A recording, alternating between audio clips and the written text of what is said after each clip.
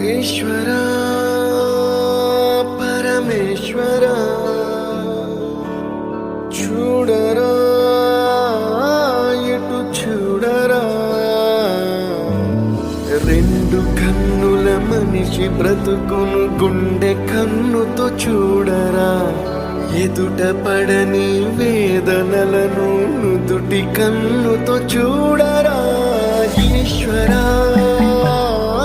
పరమేశ్వరా చూడరా ఇటు చూడరా.